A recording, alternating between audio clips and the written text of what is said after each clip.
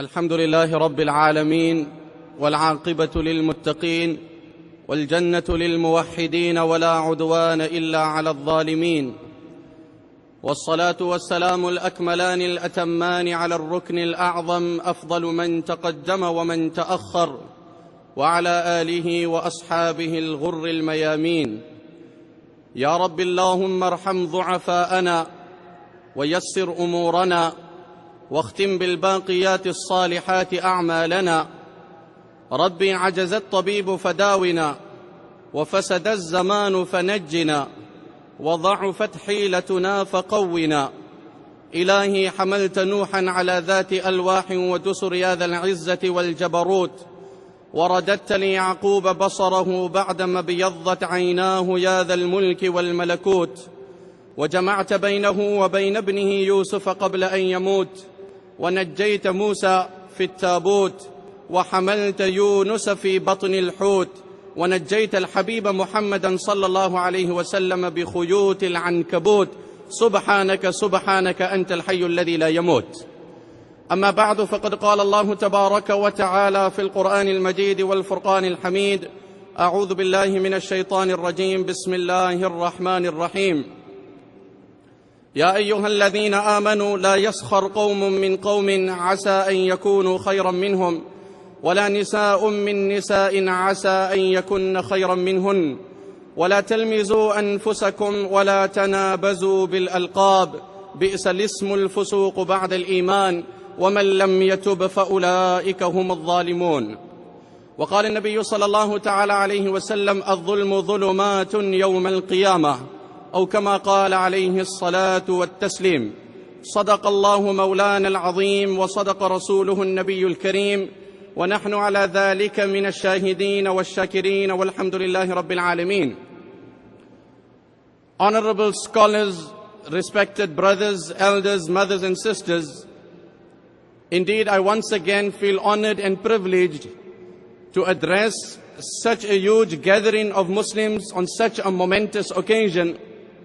And let me once again use this opportunity to echo my sentiments of gratitude to the organizers who have taken the trouble of inviting me all the way from Africa.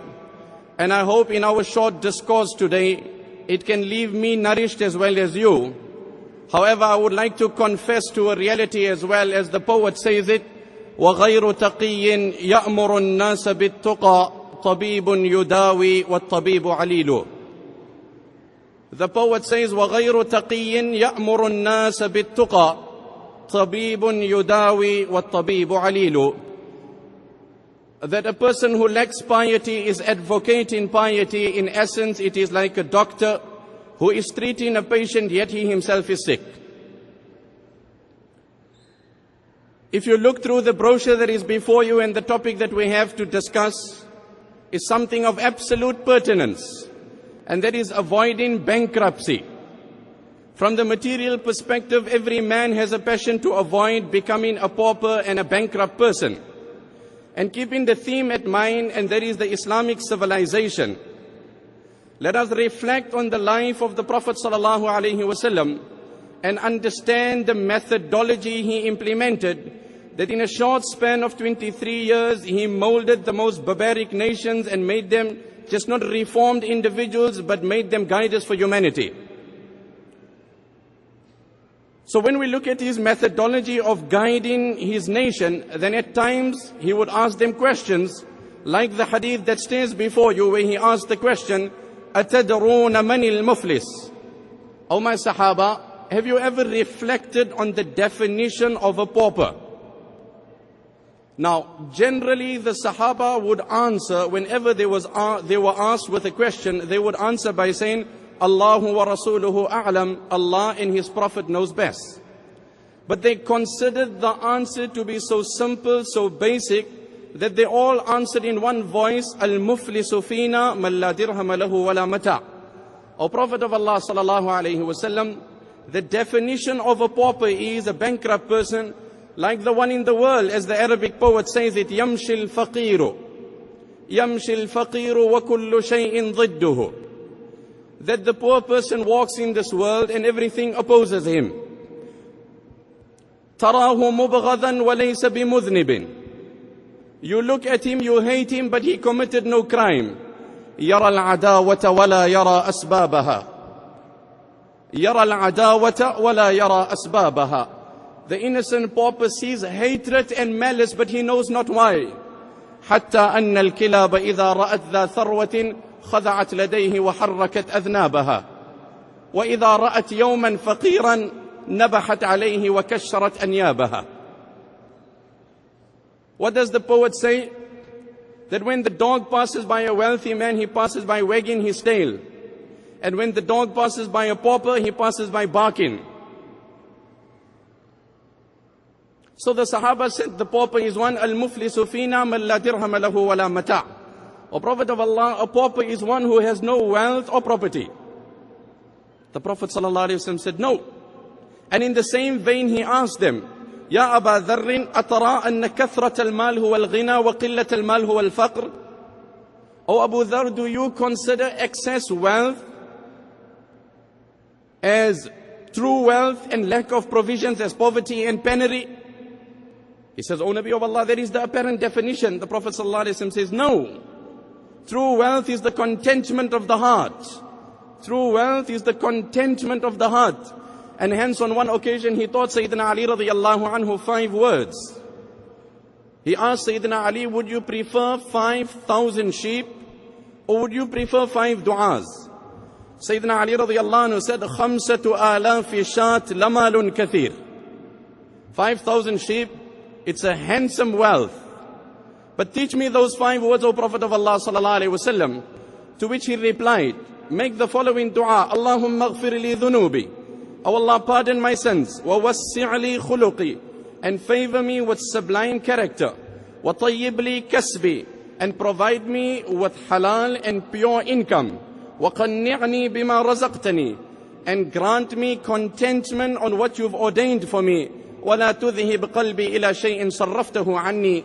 And let never my heart incline to something you have averted from me. So he asked the Sahaba, what is the definition of a poor person? They say, al-muflisu fina man la dirham lahu wa la mata'. O Prophet of Allah sallallahu alaihi wasallam, a poor person is one who has no wealth or who has no provisions. The Prophet sallallahu alaihi wasallam says, no, as we say, just to set the records correctly. Just for this, to set the records correctly, he says, let me tell you.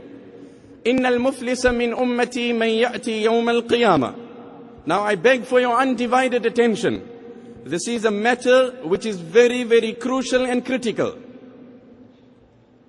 إن المفلس من أمتي من يأتي يوم القيامة بصلاة وصيام وزكاة. Verily a pauper from my followers is he or she who will present before Allah on the day of Qiyamah with years of fasting, with years of charity. These are the plus factors. من يأتي يوم القيامة بصلاة وصيام, he had observed many fasts. وزكاة, he had discharged his obligatory, mandatory zakat. Those are the plus factors which will make him wealthy. But then comes the contentious issue. ويأتي قد شتم هذا وأكل مال هذا وضرب هذا وسفك دم هذا. Subhanallah. The eloquence of the speech of the Prophet sallallahu alaihi wasallam. He says, while he will present with all this good and this credit, at the same time there will be people that will appear before Allah. And he had reviled someone. He had verbally abused someone. He had insulted someone. Our beloved mother Aisha radiyallahu anha, who enjoyed a very close relation to the Prophet sallallahu alaihi wasallam, on one occasion she made a remark regarding one of her co-wives, one of the honorable consorts of the Prophet sallallahu alaihi wasallam, and she said, "Hasbuka min Safiyyata kadha wa kadha ta'ni qasira." O Prophet of Allah sallallahu alaihi wasallam, your other wife Safiya, she is very short, which was derogatory about her image. The Prophet ﷺ looked at Aisha and he said, لَقَدْ قُلْتِ كَلِمَةً. Oh Aisha, I love you and Allah loves you.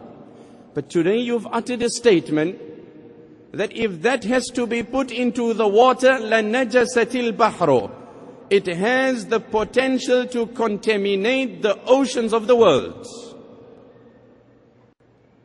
The Prophet ﷺ said, إِنَّ الْعَبْدَ لَيَتَكَلَّمُ بِالْكَلِمَةِ مِنْ رِضْوَانِ اللَّهِ.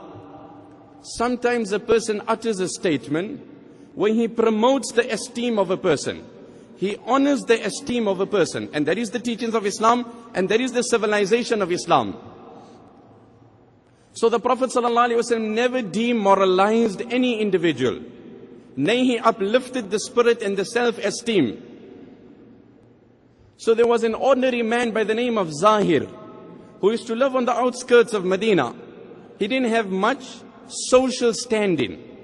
He used to come to Medina and he used to sell some basic fruits. The Prophet ﷺ had a lot of time for him, and he made the comment and he said, Inna Zahiran badiyatana wa nahnu hadiruhu. Zahir is my contact in the village and I am his contact in Medina. So one day Zahir came and he started selling some of his fruit from the villages. The Prophet ﷺ came from the rear and covered his eyes, and then he said, Man yashtari hadha al-abd. Listen, I'm selling this man, anyone wants to buy him. So for a moment he wondered, who is this? And when he felt the soft palms of the Prophet ﷺ, he turned around and he said, Subhanallah, is it you, O Nabi of Allah? So there was a broad smile and he said, Idhan tajiduni wallahi kasida. If you're going to sell me, I'm very cheap, you won't make much money out of me. The Prophet ﷺ said, Lakin indallahi lasta bikasid. You might be cheap in the eyes of people, but in the eyes of Allah, you're the most valuable person. So the civilization of Islam is that we honor the morals and the values of every person. We don't leave any human demoralized at any time. The Prophet ﷺ says, sometimes a person utters a statement and he brings joy to the heart of a person, and he doesn't realize how Allah loves that statement. فَيَكْتُبُ اللَّهُ بِهَا رِضْوَانَهُ إِلَى يَوْمِ يَلْقَاهُ. Allah then confirms His pleasure for that servant till the day he dies. And the reverse, وَإِنَّ الْعَبْدَ لَيَتَكَلَّمُ بِالْكَلِمَةِ مِنْ سَخَةِ اللَّهِ. And sometimes you utter a statement which is offensive, which is derogatory, and then you justify it by saying, لَا يَرَى بِهَا بَأْسًا. I don't think there was anything wrong. It was high time that he was told. Someone had to inform him. But that statement is so despicable to Allah. يَزِلُّ بِهَا فِي نَارِ جَهَنَّمْ أَبْعَدَ مَا بَيْنَ الْمَشْرِقِ وَالْمَغْرِبِ. It will cause him to fall in the depth of hell, the distance which is greater than the east and the west. Hence the poet says, مَا إِن نَدِمْتُ عَلَى سُكُوتِي مَرَّةً وَلَقَدْ نَدِمْتُ عَلَى الْكَلَامِ مِرَارًا. ما إن ندمت على سكوتي مرة ولقد ندمت على الكلام مرارا. In life I never regretted when I observed silence, but there were numerous instances I regretted. Why did I speak? Why did I speak? ويأتي قد شتم هذا. This person will appear before Allah subhanahu wa ta'ala, and these people will come and say, Oh Allah, this man has insulted me. Oh Allah, this man has accused me. Subhanallah, look at the likes of Abu Bakr radiyallahu anhu. You know, one day Sayyidina Bilal radiyallahu anhu, Ammar ibn Yasir, was just thinking of the life of Abu Bakr, and immediately he just started reviving the contribution of this individual. So he said, Jazallahu khayran an Bilalin wa sahbihi atiqan wa akhza fakihan wa aba jahli ashiyatan hamma fi Bilalin bisawati wa lam yahdhara ma yahdharu al-mar'u dhul aqli بتوحيده رب الأنام وقوله شهدت بأن الله ربي على مهلي فإن يقتلوني فلم أكن لأشرك بالرحمن من خيفة القتل فيا رب إبراهيم والعبد يونس وموسى وعيسى نجني. Abu Bakr radiallahu anhu was a unique individual. Someone came and insulted him and snubbed him. Subhanallah. If we are on the receiving end, what is the civilization of Islam? Abu Bakr turns around and he says, if I am what you said, then may Allah forgive me. And if I am not what you said, then may Allah forgive you. If I am as you say, then may Allah forgive me. And if I'm not what you said, then may Allah forgive you for accusing me. So there is also the teachings of Islam that if we are on the receiving end, how do we conduct ourselves? Someone was sitting, Abu Bakr radiallahu anhu was sitting with the Prophet sallallahu alaihi wasallam. Someone comes and snubs him. Abu Bakr is silent, the Prophet of Allah is silent. The person snubs and insults and makes a derogatory remark. For the second time, Abu Bakr is silent. On the third time when he speaks, Abu Bakr retorts and he responds. When he responds, the Prophet of Allah stands and he goes away. So Abu Bakr calls out and he said, "O Prophet of Allah, I am a human. The man provoked me once, I observed silence. He provoked me for the second time, I observed silence. Don't you think I'm justified to answer when he told me for the third time?" The Prophet ﷺ said, "Oh Abu Bakr, when you were silent, Jibreel was answering on your behalf. When you spoke, Jibreel excused himself, so I also excused myself." You know, we can go into detail on everything, and this is now bankruptcy. Where despite appearing before Allah with all your credit, but your minus factors will surpass your goods. وَيَأْتِي قَدْ شَتَمَ هَذَا وَأَكَلَ مَالَ هَذَا. Subhanallah. And this person will appear before Allah in a manner that he had devoured the wealth of someone. He had usurped the rights of someone. Now, we are living in a world where we have to face reality. Our salah that we observe is exclusive to the masajid, hence it cannot impress the non-Muslim world. Our zakat is channeled within the circle of the Muslims, hence it does not be of any aid to the non-Muslim. Our pilgrimage is exclusive to Makkah, where the non-Muslim cannot see. The greater portion of interaction of the Muslims with the non-Muslim world is through business, commerce and trade. What an ideal opportunity Allah has afforded us to present the Islamic civilization. Khadijat al-Kubra radiyallahu anha, how did she become impressed with the Prophet sallallahu alaihi wasallam? When he was crowned with prophethood, every woman wanted him. After all, he was the noblest of Allah's creation. Aisha radiyallahu anha said, "Lana shamsu walil afaqi shamsu. Lana shamsu walil afaqi shamsu. Wa shamsi khayrun min shamsi as-sama. Fa inna ash-shamsa tatla'u ba'da fajrin wa shamsi tali'un ba'da al-isha'i." One is the sun that brightens the world, and one is my Nabi that brightens half, the other half is in darkness. My Nabi radiates light 24 hours. Now, what left this wealthy widow impressed from the life of the Prophet ﷺ? It was business. He was not yet a prophet. This was 15 years prior to prophethood. What introduced her to this human? It was his dealings, it was his honesty, it was his integrity. Now, as Muslims, the opportunity that stares at us daily, when we're dealing with our fellow non-Muslim citizens, are we reflecting Islam? And hence I met with a revert, and he told me something which left me thinking. He says, "Shaykh, I am grateful to the Almighty that I met with Islam before I met with the Muslims. I am grateful that I met with Islam before I met the Muslims, because I found gross discrepancy. The Islam I studied and the Islam I seen was different. And I'm glad my introduction was with the true Islam before I met the so-called practical Muslim." وَيَأْتِي قَدْ أَكَلَ مَالَ هَذَا. He had devoured the wealth of someone. Subhanallah. The Prophet ﷺ says in the hadith, "Man mata wa huwa bari'un min al-kibri wal-ghululi wad-dayni dakhala al-jannah." He who dies free of 3 crimes will go straight to paradise. He is free and innocent of pride, of deceiving and deceiving, and he is free from any forms of debts, then he will go straight to paradise. If we introspect in our lives, Allah forbid we die perpetrating all 3 crimes. So we have pride in our lives, we have overwhelming debts. Sayyidina Luqman told his son, "Ya bunayya iyyaka wad-dayn, fa innahu dhullun bin nahar wa hammun bil layl." Oh my son, don't get involved in debts. Don't owe anyone a cent or a dime. It's a disgrace by day and it's a worry by night. It's a disgrace by day and it's a worry by night. I want to share one hadith with you. I just hope my time permits me. There's a very beautiful hadith in Muslim Sharif, and it shows the Islamic civilization. And it brings up this point here, where a person will become bankrupt despite all his good because he owes people money. And regardless whether the money is owned to a believer or a disbeliever, you have to give the due to every person. Abdullah ibn Zubair radiyallahu anhu says, لما كان يوم الجمل, I will quote the hadith of Muslim Sharif, دعاني أبي, on the eve of the battle of Jamal, my dad calls me. كنت واقفا على جنبه, I stood on the side of my dad.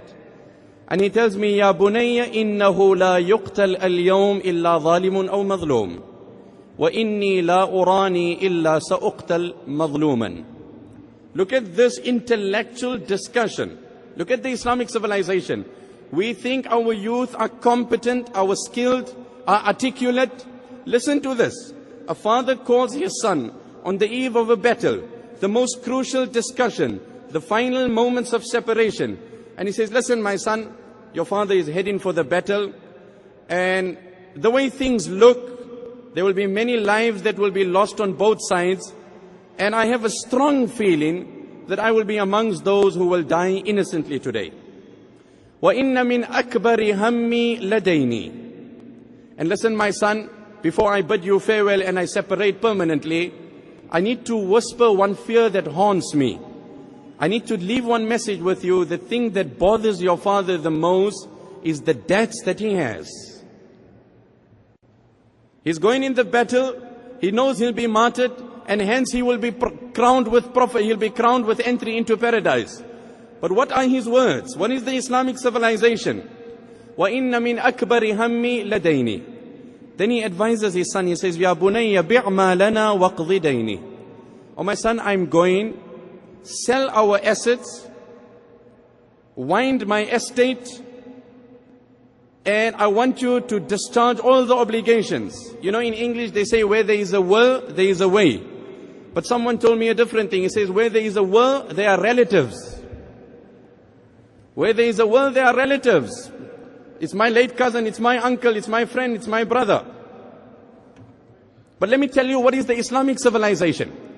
Whenever any body was brought, the Prophet ﷺ would ask one question, هَلْ تَرَكَ مِنْ دَيْنٍ? Does the deceased owe any money? So the Sahaba would say, yes, he owes money. هَلْ تَرَكَ مِنْ وَفَاءٍ? Has he left behind money to settle the debts? They would say, yes. The Prophet ﷺ would go forward and perform the salah. But in the event if a dead body was brought, and there were outstanding debts, and there was no arrangements and adequate measures to settle the debts, then he would tell his Sahaba, Sallu ala sahibikum. Listen, someone else come and lead the prayer of the deceased. He has outstanding debts. I do not want to perform his prayers. Now, reflect here for a moment. There was a woman of Abyssinian origin who used to clean the masjid of the Prophet ﷺ. She was a simple, ordinary woman. And then the Prophet ﷺ realized that this sister who used to come and clean my masjid is no more to be seen. So he asked from his noble companions that there was this sister which I no longer see. What is the matter? So they said, O Prophet of Allah ﷺ, she passed away by night, one of the nights, and we did not feel it comfortable to disturb your sleep, given her position. So we arranged for her burial and we buried her. The Prophet ﷺ said, Dulluni ala qabriha. Dulluni ala qabriha. Take me to her grave. Do you know these graves are filled with darkness and loneliness and solitude? And Allah brightens the grave for the occupant when I perform salah. Take me to that grave and I want to perform that salah. Here he takes it upon himself to present at the grave of a sister who had passed away and was buried. And here the body is brought and he declines. Sayyidina Ali radiallahu anhu, again the Islamic civilization which is our theme. Sayyidina Ali comes forward and he says, O Prophet of Allah, I don't know who this man is, but don't deny him your prayers. Whatever his debts are, I will settle it. Whatever his debts are, I will settle it. The Prophet ﷺ says, فَكَّ اللَّهُ رِهَانَكَ مِنَ النَّارِ كَمَا فَكَكْتَ رِهَانَ أَخِيكَ الْمُسْلِمِ. Ali, may Allah save your soul from hellfire as you've saved the neck of your brother. That is Islamic finance. That is how you come to the aid of your brother. And that's our civilization. Anyway, Abdullah tells his son, "Bi'ma lana waqdi dayni," sell all the estates and settle our debts. What an emotional meeting. Can we today, if we fly in abroad, just call our son last minute and say, "Listen, I'm going for a holiday, or I'm going for a business trip. See to this, arrange to this, cater for this." Unfortunately, that isn't the responsibility that the youth of today have. But look at the integrity and the maturity and how visionary these youth were, that a father can call his son and say, "That's the last meeting, I will be taking my last breath. These are the things you need to go ahead with." Then he says, if there's any wealth left behind after you've discharged the debts, then a third of that must go to your children, that is my grandchildren. Abdullah radiallahu anhu says, فَجَعَلَ يُوصِينِ بِدَيْنِهِ. He started emphasizing the importance of settling the debts. And then he tells me, "Listen, my son, I've got to move now in the battle. My last words to you is, Ya bunayya in ajazta an shay'in minhu, fasta'in alayhi bimawlaya." If you have any problems in settling my debts, then consult with my master. Consult with my master. Not with my bookkeeper, not with my lawyer for legal advice. Abdullah radiallahu anhu says, فَوَاللَّهِ مَا دَرَيْتُ مَا أَرَادْ حَتَّى قُلْتُ يَا أَبَتِ وَمَنْ مَوْلَاكَ. I did not fully comprehend the implications of my dad. So I said, "Dad, you want to remind me again, who is your master?" So he says, "Allah. You consult with my Allah and He will settle my debts." But that's the critical issue.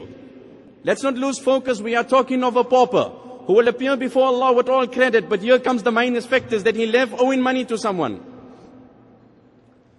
So he says, فَقُتِلَ الزُّبَيْرِ. My father passed away. وَلَمْ يَدَعْ دِينَارًا وَلَا دِرْهَمًا.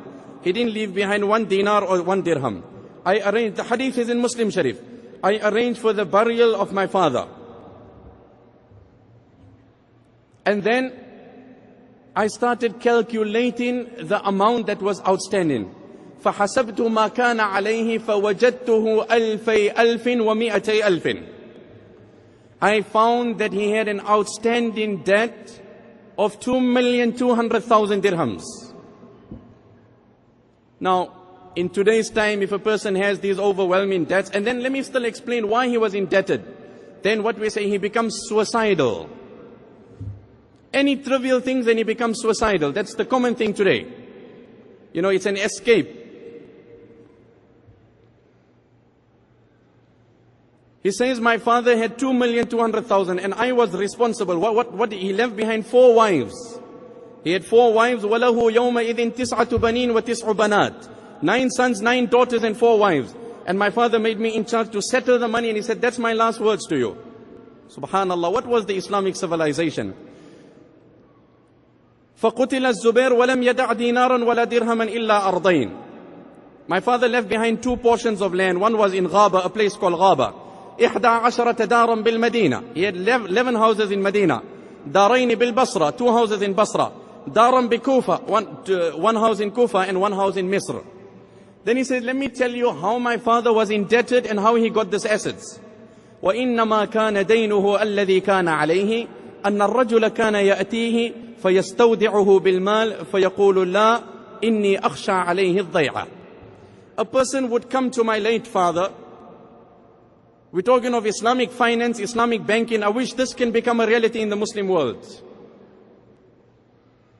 People would come to my father and say, "Listen, I have 100,000 dirhams. Can I keep it in your safe care and custody?" So my father, out of his kind nature, would decline.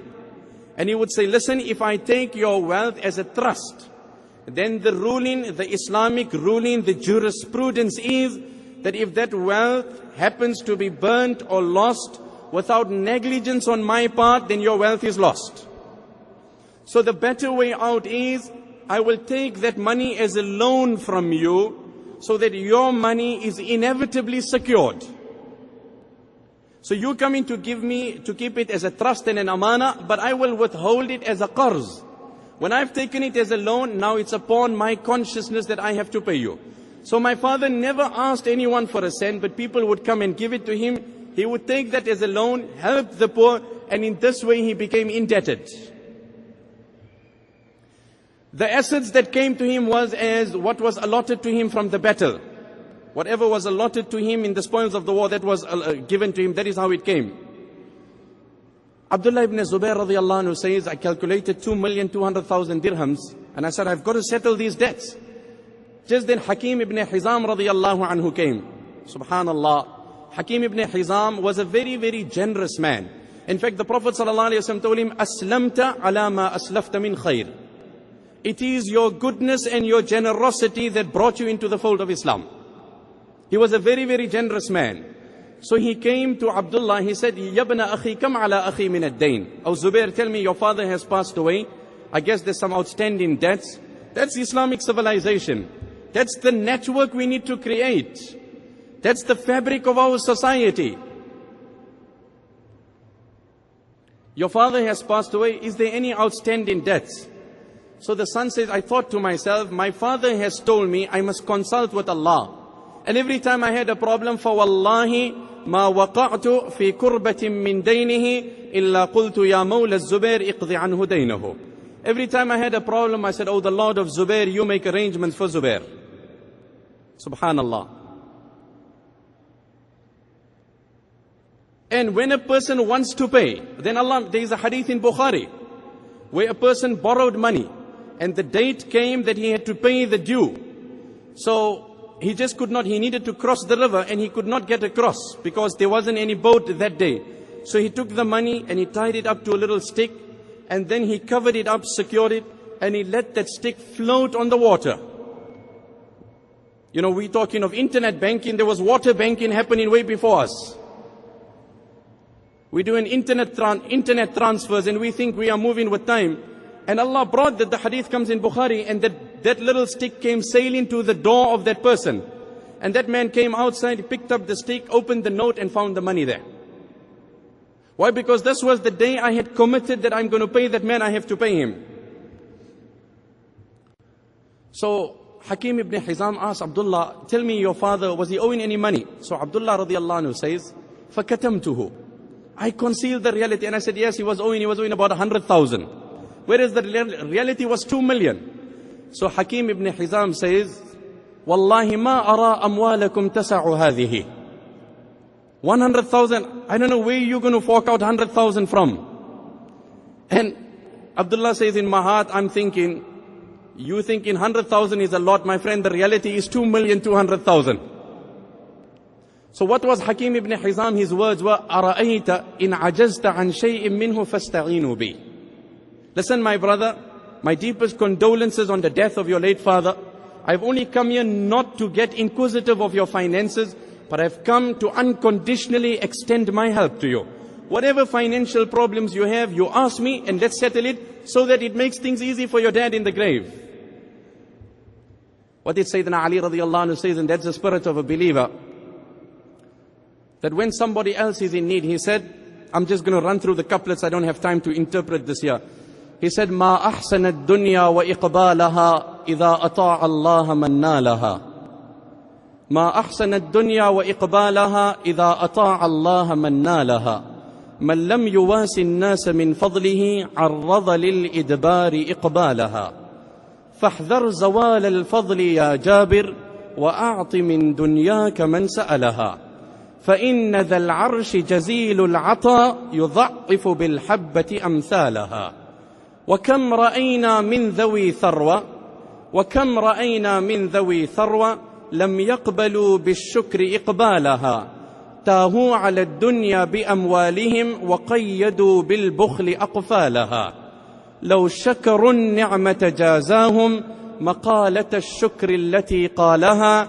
لئن شكرتم لأزيدنكم لكنما كفرهم غالها. Subhanallah, you know, we'll need an hour for that alone. Anyway, Abdullah radiallahu anhu says, Man kana ala Zubairi shay'un falyuwafina bil ghaba. Whoever has any outstanding claims against my late father, come and meet me at Ghaba. That was the land of my father. Abdullah ibn Ja'far radiallahu anhu says, study this hadith. It explains the aspect of the pauper, the importance of settling debts, and it very clearly depicts the Islamic civilization. Abdullah ibn Ja'far comes to Abdullah ibn Zubair. He says, listen, your late father owed me 400,000 dirhams. Your late father owed me 400. Now every man wants to know and understands the need of money. وَإِنَّهُ لِحُبِّ الْخَيْرِ لَشَدِيدٌ. The Quran says it's inherent in man. The love of wealth is inherent. ما أنعم الله على عبد بنعمة أوفى من العافية وكل من عوفي في جسده فهو في عيشة راضية والمال حلو حسن جيد على الفتى لكنه عارية ما أحسن الدنيا لكنها مع حسنها غدارة فانية. So anyway, he comes and he says, your late father owed me 400,000. In shi'tum taraktuha lakum. But listen, I don't need the money. You can write off this year. I am telling you, I'm cancelling the debt. I don't want this money. So Abdullah ibn Zubair said, no, my father, before he died, he told me last words, my son, settle my debts. I don't want problems in my grave. So Abdullah ibn Ja'far says, okay, in shi'tum ja'altumuha fima tuakhiruna in akhartum. Make me the last to settle. Settle me the last. Settle everyone else. He says, no, I want to settle you now. Then he says, will you accept the land in lieu of the payment? He says, yes. He demarcates the land and he gives it to him. And then he starts distributing the other wealth. My time is up. I'll briefly run you through the hadith. After he had settled all the debts, his brothers and sisters came to him and they said, Iqsim baynana mirathana. Listen, our father has passed away. We want our shares and our rights. So Abdullah ibn Zubair said, Wallahi la aqsimu baynakum hatta unadi bil mawsam arba'a sineen. I will not give you a dime until I don't announce in 4 successive Hajj seasons that if anybody has a claim against my father, come and claim it and I will settle it. When I'm convinced beyond doubt that my late father doesn't owe a cent or a dime, then you will get your share. Now, let us reflect over our lives. Let us reflect over our lives and ask ourselves, لا يحل مال امرئ مسلم إلا بطيب نفس منه. It is not correct to take the wealth of any human until he does not consent. And if you have taken it, you have to return it. So let me get back to the hadith because the time has lapsed. The Prophet ﷺ says he will appear before Allah. He will have years of fasting, years of charity. وَيَأْتِي قَدْ أَكَلَ مَالَ هَذَا. He had insulted someone. He had usurped the rights of someone. سَفَكَ دَمَ هَذَا. He had caused bloodshed on this earth. He had killed one person wrongly. As Muslims, we are taught to live with dignity and respect. Sayyidina Musa alayhi salatu wassalam killed one person unintentionally, aiding an oppressed person. He was aiding a victim and he responded to the aid of a victim, and in retaliating, he trespassed the limits. As the Quran says, فَوَكَزَهُ مُوسَى فَقَضَى عَلَيْهِ فَوَكَزَهُ مُوسَى فَقَضَى عَلَيْهِ قَالَ هَذَا مِنْ عَمَلِ الشَّيْطَانِ إِنَّهُ عَدُوٌّ مُضِلٌّ مُبِينٌ. Oh Allah, forgive me, I have done something wrong. Oh Allah, I have gone beyond the limits. I have taken one soul unjustly. So to kill any human, you study the consequences that the Quran speaks about. Taking the soul of one Muslim unjustly. وَمَنْ يَقْتُلْ مُؤْمِنًا مُتَعَمِّدًا. The one who kills a Muslim intentionally, فَجَزَاؤُهُ جَهَنَّمْ. His penalty is hellfire. خَالِدًا فِيهَا. He will dwell therein with eternity. وَغَضِبَ اللَّهُ عَلَيْهِ. And Allah is angry with him. وَلَعَنَهُ. And Allah curses him. وَأَعَدَّ لَهُ عَذَابًا عَظِيمًا. And Allah has prepared a severe punishment for him. Now I ask you, we are living in an age of freedom. Aborting that innocent child, is that not taking the soul of any human? وَإِذَا الْمَوْءُودَةُ سُئِلَتْ. Will not that child stand up and ask, what crime have I committed? That unborn, innocent, defenseless child. And today it has been ultrasonically proven as well that the child has feelings. But it's a topic of its own. This person will appear before Allah with years of fasting, years of zakat. But he had insulted someone. He had usurped the rights of someone. وَقَذَفَ هَذَا. He had tarnished the honor of a woman. He had accused the woman. He had stigmatized the character of a woman. The riwayat of Tibrani, قَذْفُ الْمُحْصَنَاتِ يَهْدِمُ عَمَلَ مِئَةَ سَنَةٍ. To taint the honor of a woman, to stigmatize the integrity of a woman, destroys the worship of 100 years. And subhanallah, I have spoken previously last year, and I want to just mention one point. During the time when the scandal was circulated against our mother Aisha radiyallahu anha, one day the wife of Abu Ayyub Ansari comes home. Now, sometimes women, with utmost respect, just to initiate a discussion, we tend to gossip. Maybe not wittingly, unwittingly, but we realize not the implications.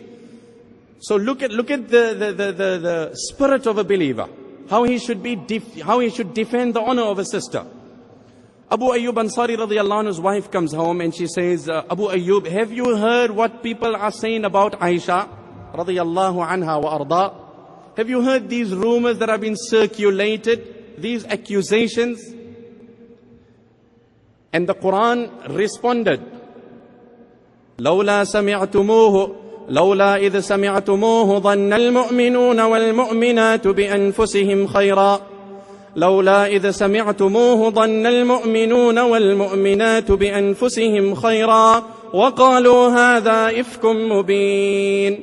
That a believer is he in whose presence when his sister is tarnished or stigmatized, then he stands up and he says, that's a blatant lie. How dare you open your mouth against my sister? That's the honor Allah has given to our sisters.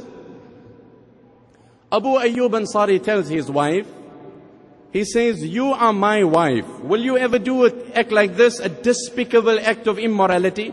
She answers in the negative. She says, I will never perpetrate such a crime. So he tells her, you are my partner, you are my wife, the wife of Abu Ayyub Ansari, and you will never perpetrate a crime like this. Aisha, who is the wife of the master of both the worlds, will she ever commit a crime like this? I don't need to investigate this. From the very face I can understand it's a white lie. The Prophet ﷺ says he will accuse someone. He will usurp the rights of someone. ضَرَبَ هَذَا, he will hit someone. Sayyidina Umar had an argument with the disbeliever regarding the superiority of Musa and the Prophet ﷺ. And in the process, Umar was provoked, فَلَطَمَهُ. Umar slapped that man. That man came running to the Prophet ﷺ. The Prophet ﷺ said, Amma anta ya Umar. Umar, you have slapped him, now he has to slap you or you have to please him. But justice must prevail. Justice must prevail. So I'll just briefly run into these complaints that will be lodged against him. People will say, oh Allah, he owes me money. Oh Allah, he accused me. Oh Allah, he insulted me. All these people will line up before Allah. سَفَكَ دَمَ هَذَا أَكَلَ مَالَ فَيُعْطَى هَذَا مِنْ حَسَنَاتِهِ وَهَذَا مِنْ حَسَنَاتِهِ. Allah Ta'ala will then say, you can enjoy his charity. You can enjoy his fasting. Imagine you come home with your check for which you work hard, you sweat, and you come with your bonus check. You come with your bonus check, and then somebody just takes your wealth and he starts distributing it. Your hard-earned sweat money, you know what it takes. You know how possessive you are over your money. وَإِنَّهُ لِحُبِّ الْخَيْرِ لَشَدِيدٌ, the Quran says. You won't dare want anyone to touch it. You want to work out and spend your money. Allah will say, you have his salah, you have his zakat, you have his fasting. A time will come, and this is the area of bankruptcy and a pauper. The Prophet ﷺ says, فَإِن فَنِيَتْ حَسَنَاتُهُ فَإِن فَنِيَتْ حَسَنَاتُهُ. A time will come where all his good deeds will be exhausted. Everything will be exhausted, yet people will be demanding. Allah will then say, the only way I can satisfy your demands is that أُخِذَ مِنْ خَطَايَاهُمْ فَتُرِحَتْ عَلَيْهِ. We will lighten your sins and your burden, and he will carry your sins. So first all his good will be distributed. Can you imagine how expensive it is? When you're traveling abroad or anywhere, you prefer buying a bottle of water before getting to the airport, because at the airport you'll pay $5 more. Rather settle it in this world, my brother, as the Prophet ﷺ said, that if you're owing anyone, call him here and settle it. Otherwise there, the currency will be your good actions, and it will be taken. A time will come, nothing will remain. Then the sins of others will be thrown on you. ثُمَّ تُرِحَ فِي النَّارِ. And this person will be thrown headlong in the fire of hell. May Allah Ta'ala save us from that, and grant us the tawfiq and the understanding that we reflect, we ponder, and we make this the turning point. Whatever due is owed to anyone, let us use this opportunity to go and settle that due to that person. If we've offended anyone, if we've insulted anyone, يُجَاءُ بِبْنِ آدَمَ يَوْمَ الْقِيَامَةِ كَأَنَّهُ بَذَجْ, the riwayat of Bukhari. Man will appear before Allah like a lamb. How a lamb appears before Allah, he will be standing before Allah in that condition. So rest assured, we don't need things to jeopardize our entry into Jannah. We need things to make it easy for us. There was much more for me to speak, but my time has left. But I hope in this short time, I have left you with some food for thought, and that we become conscious about this bankruptcy, and we become conscious about the true definition of poverty, and shift focus from the material poverty and penury to that which is the ultimate poverty. May Allah save us and bless us with true wealth in this world, true wealth in akhirah. Save us from physical poverty and from spiritual poverty. Wa akhiru da'wana anil hamdulillahi rabbil alameen.